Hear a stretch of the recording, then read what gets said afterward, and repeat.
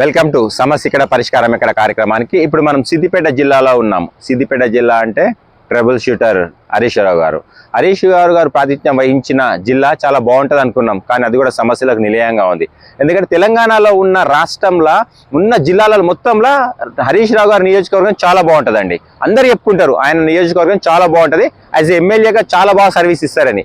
కానీ ఆయన కూడా అవినీతిని కట్టడి చేయలేకపోయిండు. మళ్ళీ ఆయన ప్రోత్సహించిండా లేక కట్టడి చేయలేకపోయిండా ఎందుకు వెళ్ళదు? ఎందుకంటే ఈ కోమటిరెడ్డి నల్లా చూస్తే చూడండి ఒక్కసారి, ఆ నల్లా చూడండి, ఆ నల్లా ఎట్లా ఉంది, మొత్తం నాసిరకం పనులు చేసి మొత్తం కూలిపోయినది. ఇది కూడా తెలంగాణ వచ్చిన తర్వాత జరిగింది. ఒక్కసారి నల్లా చూడండి, నల్లా పరిస్థితి చూడండి, మొత్తం సిమెంట్ దిబ్బలే ఉన్నాయి.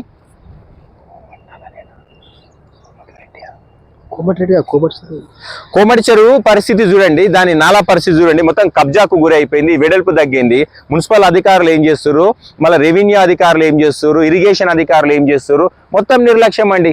ఒక మొన్నటి దాకా మంత్రిగా ప్రాతినిధ్యం వహించిన హరీష్ రావు గారి నియోజకవర్గంలోనే పరిస్థితి ఇంత దారుణంగా దరిద్రంగా ఉంటే, అధికారుల అవినీతి ఇంత బట్టబయలు అవుతుంటే ఏంది పరిస్థితి? వాళ్ళ అనుచరులు చేసి కాంట్రాక్టర్ రికవరీ ఎందుకు చేస్తలేరు?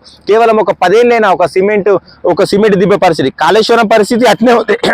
ఇప్పుడు దీని పరిస్థితి ఇట్నే అయింది. కాళేశ్వరంలో కూడా మొత్తం కూలిపోయింది, కుంగిపోయింది నాణ్యత లేక. ఇప్పుడు దీని పరిస్థితి కూడా ఇట్లా ఉంది. చూడండి నల్ల ఎంత భయంకరంగా ఉందంటే, ఇంత మంచి నల్ల చుట్టూ కబ్జాలు అవుతున్నాయి అని చెప్పేసి స్థానికుల ఆరోపణలు. ఇంత జరుగుతుంటే మళ్ళీ స్థానిక మాజీ మంత్రి గారు హరీష్ రావు గారు ఎందుకు పట్టించుకోవడం లేదు? తన నియోజకవర్గాన్ని ప్రభుత్వం గాలికి వదిలేసిండా అని చెప్పేసి నియోజకవర్గ ప్రజలే ప్రశ్నించే పరిస్థితి నెలకొన్నది. ఇప్పుడు ఎందుకంటే చూడండి మొత్తం దిబ్బలండి, సిమెంట్ దిబ్బలు. అది కూడా చూస్తే మొత్తం నాసిరకం. వాళ్ళ ఈ కాంట్రాక్టర్ ఎన్ని కోట్లు సంపాదించిండో ఈ నాలా పైన. ఇలా ఇంత దారుణమా అండి? ప్రజల సొమ్ము ఇంత దుర్వినియోగమా? ప్రతిపక్ష నాయకులు ఇక్కడ లేరా? ప్రశ్నించారా? కాంట్రాక్టర్ ప్రశ్నించారా? అధికారులను ప్రశ్నించారా? ఈ రోజు కాంగ్రెస్ గవర్నమెంట్ వచ్చింది, కాంగ్రెస్ గవర్నమెంట్ నాయకులు ఏం చేస్తారు? ఇది ప్రశ్నించలేరా? ప్రజల సొమ్ము అండి, ఇది ఎవరి సొమ్ము కాదు, ప్రజల సొమ్ము. ఈ రోజు ప్రతి పాలకుడు అనుభవించేదంతా ప్రజల సొమ్మే.